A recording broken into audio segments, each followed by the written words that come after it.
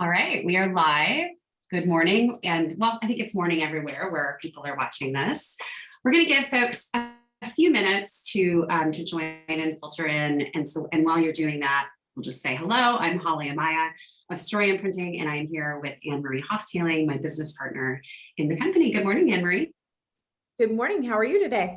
Doing well, excited to do this webinar. So these, if you've not joined us for one of our free webinars, these are really intended to be snackable, which is a word that we heard a lot at the Association for Talent Development Conference in Florida. Unfortunately, it is a word we heard. It's a word we heard constantly. Bite-sized, short snippets of content to really, help you start your day off right with some good old-fashioned professional and personal development, but also give you a taste in a sense of how we present, how we train. Hard Conversations, today's topic, is something that we have both done freestanding corporate trainings on, as well as, it really touches a lot of the different parts of our curriculum, I would say. Do you agree with that, Anne-Marie? Yeah, absolutely. I mean, anything to do with leadership and communication is going to involve hard conversations, as well as business development. I mean, anything, you're always, even if you're not managing people, you're going to have hard conversations with coworkers and other people around you, always. Yeah. So this session is short, but that doesn't mean that you can't be interactive. We want you to, if you have questions, please bring them to the chat. This is a webinar format, obviously, so there's not an opportunity for you to sort of go off and be on camera, but please feel free to either populate the chat to everyone, or if you have an anonymous question that you would like to ask us, you can just send it to me or to Anne-Marie as the host. And I think without further ado, let's rock this thing and start it off. So the first thing we really want to talk about is avoidance, because inevitably this is the number one strategy for dealing with hard conversations for all kinds of reasons, by the way. And what we want you to really understand is avoidance is a pathway to less trust, to degraded relationships, to more anxiety. I mean, avoidance is the last thing you want to do. And really the mark of sort of excellent leadership and executive presence is being able to have a conversation others are unwilling to have. And so it doesn't really, again, when you look at all of these sort of elements, in no way, shape, or form does it serve you to avoid a conversation. And I would say this isn't just in your business life, this is in your personal life as well. When was the last time your sibling or partner or, friend disappointed you and you didn't have the conversation? And what might happen if you did? And it gives people the opportunity to have greater trust, greater transparency. And I also think forgiveness, when you're struggling. Yeah, I would say something that I talk about a lot in all of our trainings is the fact that I am I don't even know that I want to say reforming people pleaser, right? Anne-Marie knows this. We're business partners, but we also are so close and talk so much. It's really like a sisterhood relationship. And I think for a really long time, despite the fact that I was working as a litigator for, not an insignificant amount of time as a professional. So really, sort of getting into conflict with people all of the time and having tough conversations all of the time in advocacy for a client. I then viewed any sort of tough conversation that was high stakes, that was going to be uncomfortable, that was going to bring with it some amount of unpleasantness as a conflict, right? And so to keep the peace, which is something that I've always really been good at trying to do, at least. I would just sort of push it off, or think that it would whatever the issues underlying the need for the conversation were would somehow resolve themselves, right? And not only, I think that elongates the inevitable is really important, because ultimately, not having a conversation takes up a ton of mental real estate for you. That was always certainly the case for me. A lot of sort of emotional wrenching about something that I frankly could have nipped in the bud very quickly. And the piece, I think, about this being in service to others, when you're able to reframe your mindset around, I'm going to have this tough conversation in service to this person as a friend or as a colleague, it really kind of lowers the volume internally, at least for me. So I think that's a really important piece that I would just, underscore before we move on. Do you have anything to add to that? No, I mean, I just think that all of that is true. I mean, I always say, people will say things, they use language like, it's just easier not to have the conversation. Yeah. And it's like, is it though? Because then that conversation is waking up with you, it's going to bed with you, it's driving around in the car with you, it's taking a shower with you. It's not like the issue dissipates and just goes away. You're just carrying it around everywhere and dragging it all over the place. And to me, that's not easier. And it's much, much, much, much more space and much, much more time. Yeah, totally agree.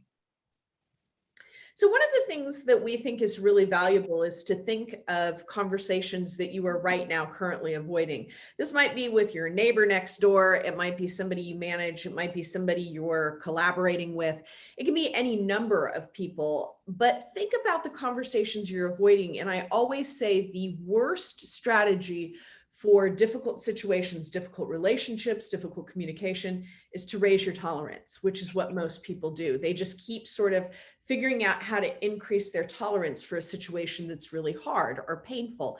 And the problem with that strategy is your tolerance always has a ceiling, always. And once you hit that ceiling, inevitably, it's going to be more destructive. And it means there's just no more room. So again, think about all the conversations you're not having right now and what might happen if you were able to do that. We're not saying have them all at once, but this is an issue that largely is what causes suffering in cultures, in work cultures, in family constellations. It's this idea of poor or degraded communication. Yeah, I totally agree. This is my favorite slide. Then you should talk about it. Yeah. So don't have a conversation about someone, right? Have the conversation with someone. And we see this, I personally see this all the time with friends, you know, where someone will say they're having this experience and they'll say, well, you know, this happened with so-and-so. And I'll say to them what I say when we are doing coaching or we're in a corporate training environment. Have you talked to them about that? Right? I mean, if you've not talked with the person, and this may seem obvious for some of you, but you would be amazed at how often this happens and how frequently it comes up. If you're not having that conversation with the person, please don't go around telling everyone else. That's you're sort of number one, putting the burden of the work that you're not doing on everyone else around you, which is deeply unfair.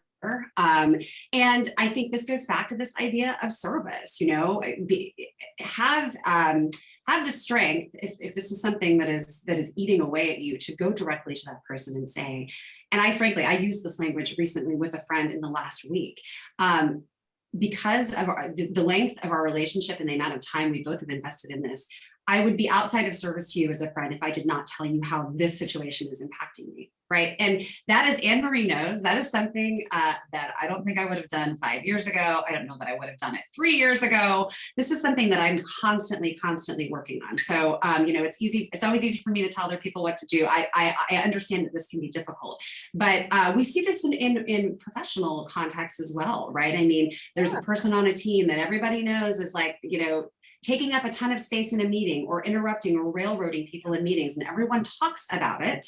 We've seen this occur in work that we've done, but no one is telling that person, well, you know, John Doe might not know that he's that's how he's coming off, right? So give that person the benefit of feedback, which is really what this is. Anne Marie, do you have anything to add to that? I mean, I think that it's, again, you know, I mean, we see it in negotiation, right? I don't want to have that conversation. It's not a good time. They're going to say no. Yeah. And then instead, I'm just going to be really pissed off that they're not paying me what I'm worth. And then I'm going to explode and or leave and find another job. Right. And when I say this, I mean this. People will leave their job before they have a hard conversation. It's wild. And that's how avoidant we are. And I think that, again, every time you avoid an important conversation about your feelings, about being respected, about, you know, earning your worth, every time you do that, you abandon yourself in some critical way.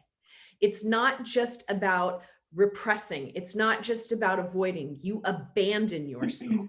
Because you're not giving yourself credit and you're not giving somebody else the opportunity to treat you better.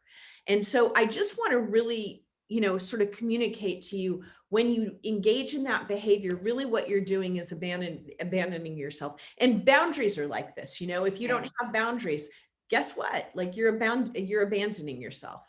Yeah, and I would add one more thing to that before we move on. I have before Anne Marie and I were both like we were worked on our own before we came together right before the pandemic started to start this company. And before I started working in partnership with Anne Marie, I was definitely a person that would I would like hoard all the work, right? Because I come from this mentality of growing up of scarcity, right? Like if I don't, I must always be looking ahead to what is the next client, what is the next big fish I can land, because what if all this goes away and I'm living in a box, right? Like that's literally in a reductive way what goes on inside my head. Welcome. And so I would get in these positions where I would have these client relationships that frankly were just not serving me, right? And some were very high dollar client amounts and some were not. But because I'm sort of a people pleaser, I would take, and I'm a high performer and my work product matters to me. Those are all, belief systems that are very deeply ingrained. I would just take on more work, or I would say yes to more things, or I would just work with clients that frankly weren't deserving of my time and energy because of the way that they were treating me. And when we started working together, I had to go through this very painful process of having a lot of conversations with clients that I had been putting off for a really long time. And you remember that, Anne Marie. It was a very tough, to Anne Marie's earlier point on the write it down side, I didn't have all of those conversations at once because I think that would have put me out of commission for like a solid week. I would have needed to sleep for 2 days. But, I want you to think really expansively around, if you're an entrepreneur, if you're a service provider, you're on your own, or maybe you're not, or you're in a larger organization, what relationships are you having with clients where you feel, I need to have a hard conversation about scope of work, or about what's within the scope, or about professional boundaries, like they're texting me at 10 o'clock at night and expecting a response, right? Like you can drop into these moments that are very granular, I guess is what I would say. And those are all opportunities, right? Like viewing this as an opportunity to further your own personal and professional growth, I think is a mindset shift that will help you get into some of these conversations. Yeah, absolutely. And so one of the things I always say is that no one wants to be convinced. You don't want to be convinced. You want to be understood. So when you enter a conversation, if you come at it as, hey, I just want to better understand you, it immediately sort of takes down the stakes a notch. And I don't even think it's a good idea. Like one of the phrases people often use, I'm really conflict averse.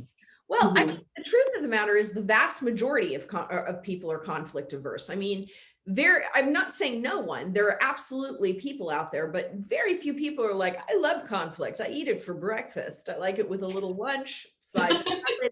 I mean, that's not what happens. Most of us don't want to do it. That's why we're having such poor conversations, or not at all. And so I think what's important is when you're dealing with somebody difficult or you're having a challenge with, is to enter that space, even when they're not likable or feel very difficult with, I just want to understand what's going on here, like what's happening, and kind of enter, as I like to say, low to the ground. That doesn't mean you take disrespect from anyone. What it means is that you pay attention. I use this example all the time, and I say this sometimes in training.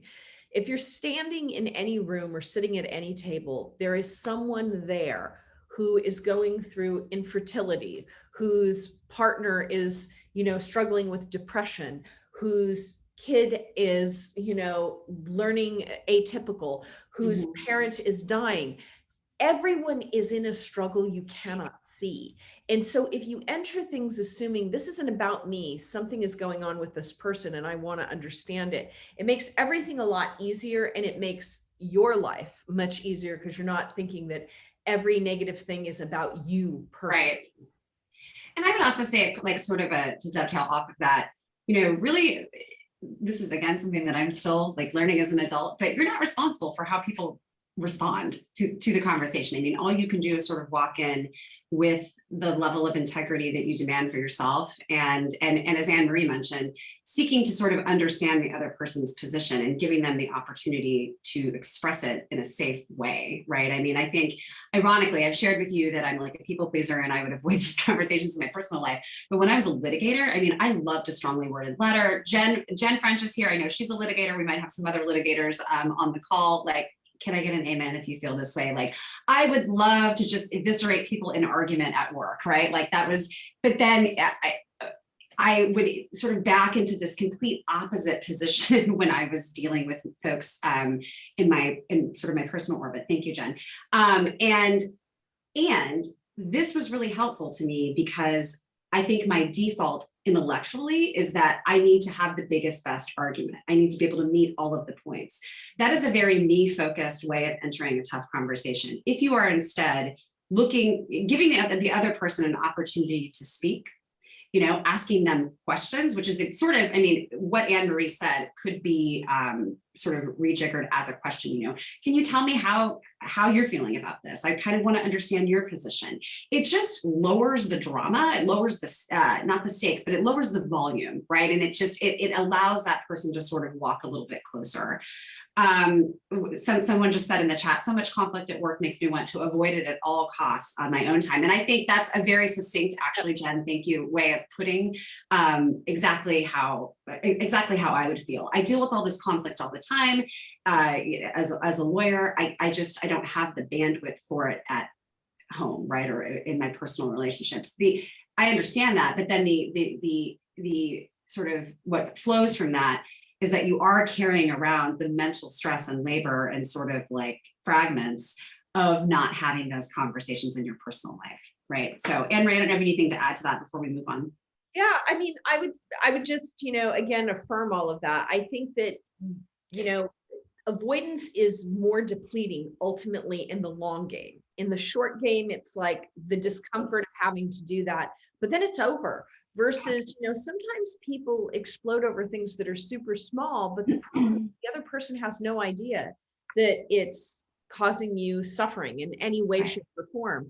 And so the other thing about all this is it's about being emotionally brave. I think that sometimes people truly don't mean to harm you. And our assumption is that there's always intent or malice. And sometimes people just aren't that aware of you. It's actually not that. And so being able to say like, hey, it really upsets me when you do X, Y, or Z, and or, hey, it would be really helpful to me if you could do A, B, or C. Yeah. Sometimes people often really appreciate that because they don't know that they're causing you some strain or struggle. Yeah. I totally agree. Yeah, so this is something we really want to reiterate with you that if, one of the ways in is to stop thinking of these conversations as conflicts. It doesn't serve you in any way, shape, or form. Think of them as being information seeking. Think of them as being opportunities for clarification and clearer skies. That's what we really want you to think about them as. Because if you enter from that position, it feels very positive and useful and valuable. Yeah. If you enter from the position that it's like, I have to go, we're going to pull out swords. That's not what you're there to do. You're there to get clarity and to come together, right?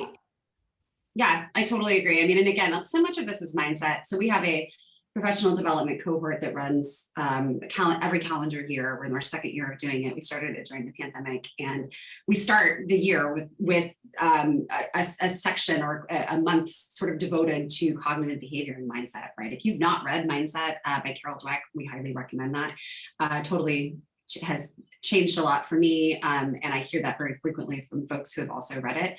But, so much of this is just reframing your approach and reframing sort of whatever your belief systems are sort of underpinning tough conversations. I'll also say, I grew up in an environment where there was with my stepfather, he was very verbally abusive. And so every small conflict or every small thing was this enormous conflict. And I think, that when I look back at sort of the foundations of my own belief systems around having tough conversations, well, every tough conversation I ever witnessed as a kid was an argument, right? And was extremely high stakes and made me literally want to go hide in the closet, right? And so maybe that was your experience as well. There's lots of reasons for sort of tracing back why we are the way we are, but I know for me personally, that's a big piece of it.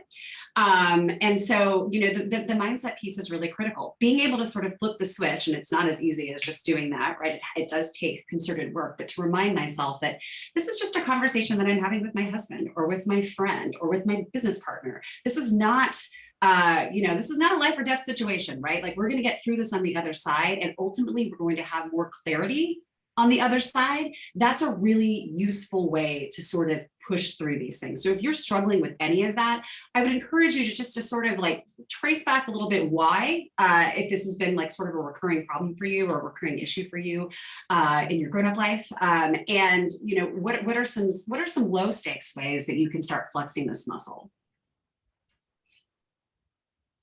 Yeah, and again, think about what you're really like, what is the fear? I know sometimes in a professional setting, even to our point about, money, somebody's, it might not be that you need to ask for a raise. It might be that you're undercharging, and being able to have a conversation with your client about, hey, when we started this 4 years ago or whatever, we were at these rates. I've since raised my rates X number of times, which has kept you at a below market rate.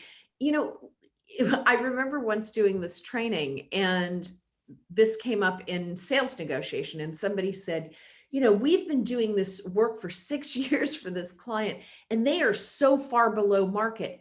There is nowhere they could go to get this work done at this price. And I'm like, well, then what's the risk of having where are they even going to go? I mean, this is like an absurd, they're so afraid of losing this client. But what are you losing exactly? You're losing money on them already. And Yes. where are they going to go? So it's like, interrogate your fear around this. Sometimes people are very willing to help you or clarify something, and your fear is not based on anything that's necessarily people don't negotiate because they're afraid they will lose their job. They're afraid that they will lose the offer. Yeah. The truth of the matter is that almost never happens, but that's the primary reason people don't do it. Right.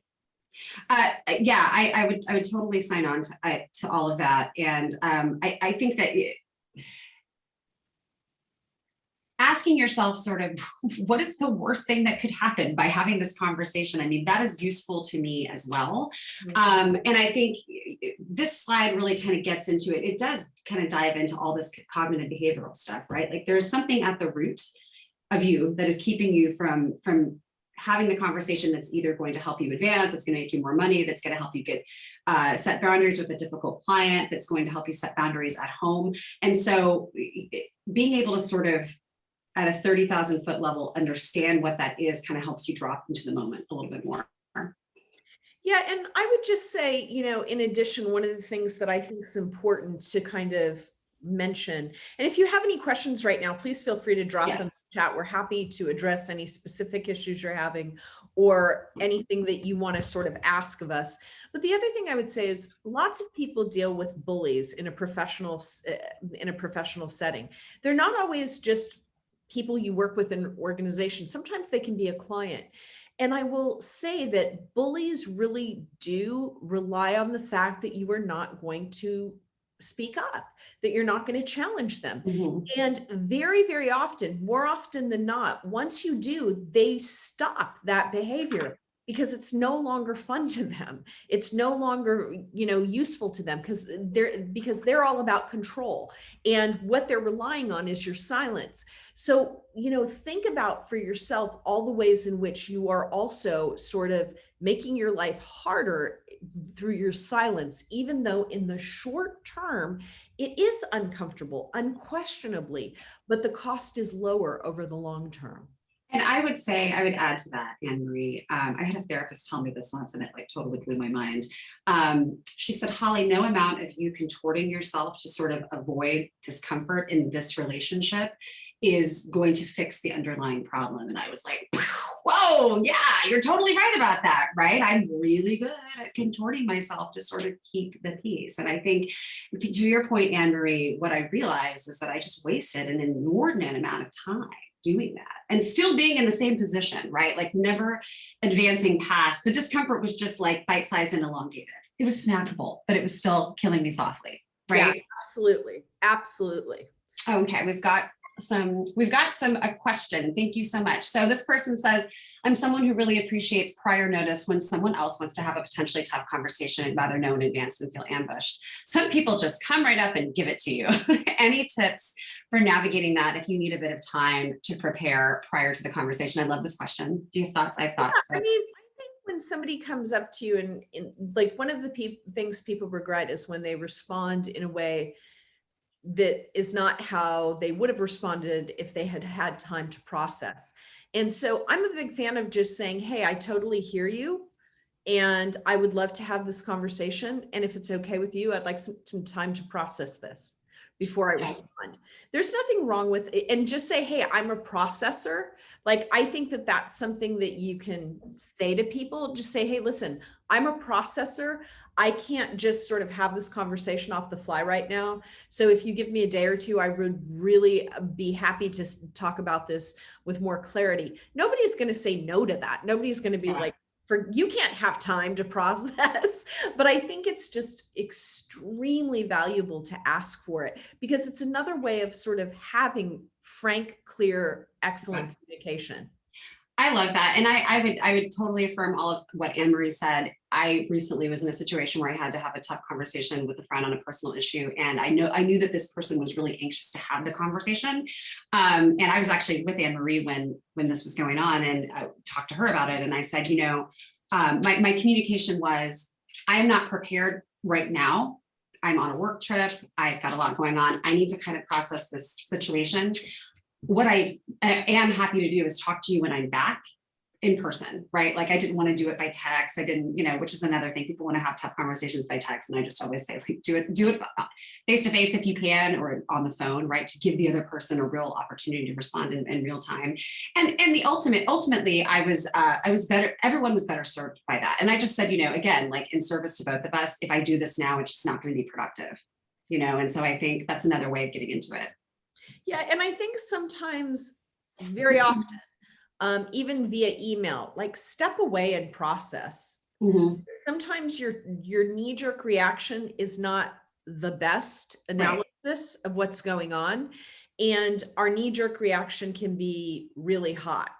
And I think that sometimes when you sort of step away and step away again, you think, well, A, maybe I'm wrong about what they're saying, and B, maybe it's not that big of a deal. But depending on the moment in time we receive that communication, it can have a huge impact on us. So I just think, like, take as much ownership as you can. And I think the point is well taken by somebody who dropped into the chat here. We are a really reactive culture. We want to respond to everything instantly. We want to be able to answer things instantly. But sometimes that instantaneous communication is not in service to excellent communication. It's just because it's fast doesn't mean it's good. And that should be a meme, Anne Marie. Yeah. We should add that to our list. To our list of memes. So just reframe and really think about, I'm striving for excellent communication and not necessarily rapid communication. Right. Yeah. So we hope that you've enjoyed this little snackable bite-sized webinar. Please follow us on LinkedIn, on Instagram, on Facebook. Anne Marie every Monday does story prompts on our LinkedIn channels that can help you kind of get you thinking more about your own professional narrative and stories that shaped you. We have lots of other content there. Our YouTube channel has lots of videos. We have some really exciting projects on the horizon that we'll be launching soon. And we just invite you to stay in touch. You can email us, you can carrier pigeon us, you can social media us, you can do all of the things, but we will be doing these monthly webinars into the summer, and you can find more information about that on our website. I will also be sending a link to this recording. It will be available for 7 days if you would like to, revisit the content at any time. And I will include a link to Mindset, the book that we mentioned, as well as to register for our next webinars in June and July. Anything else to add, Anne Marie? That's it. All right, y'all, have a wonderful day. Thank you for sharing 30 minutes with us. Take care.